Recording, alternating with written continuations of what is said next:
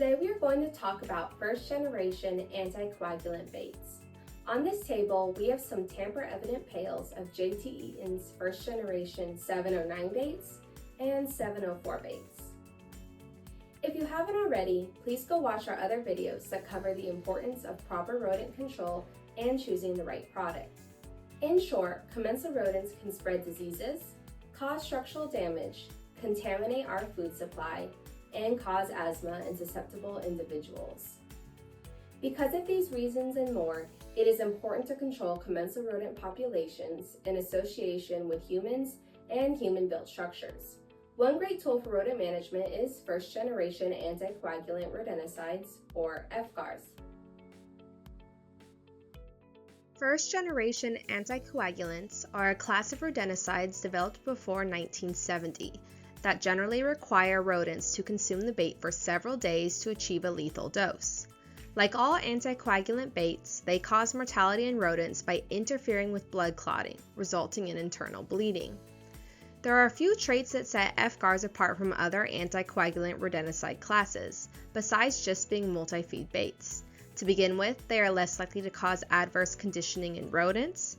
They generally take 3 to 4 days to cause mortality, and they have a shorter half-life than FGARs, or second-generation anticoagulant rodenticides. This means they are less likely to cause secondary poisoning than FGARs.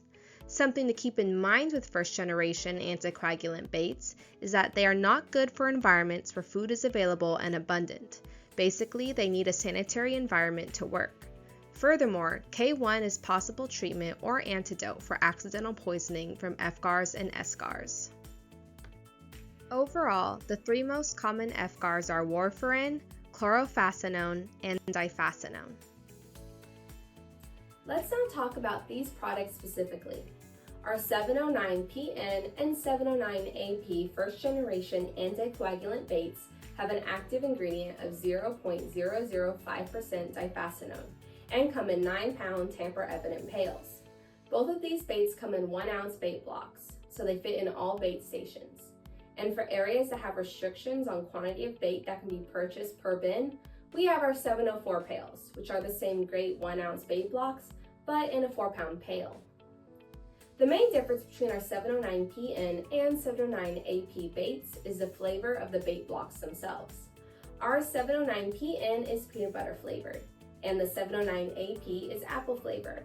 The scents themselves are also very enticing to rodents. Having multiple bait flavor and scent options is an important part of bait rotation.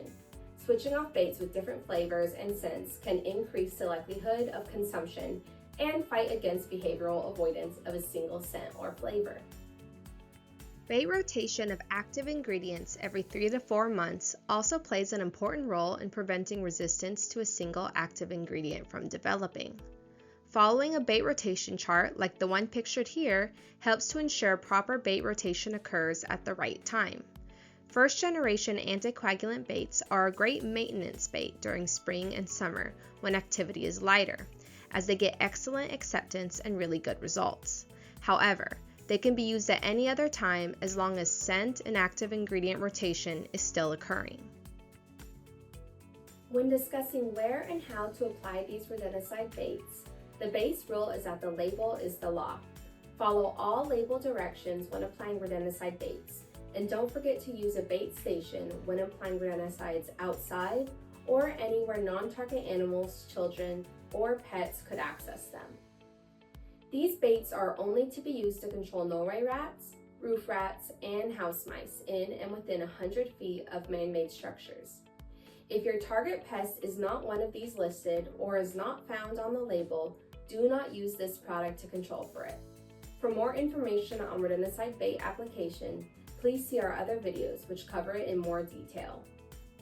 First-generation anticoagulant rodenticides are a great tool for controlling commensal rodent populations, especially for low-income housing or where rodent populations are out of control.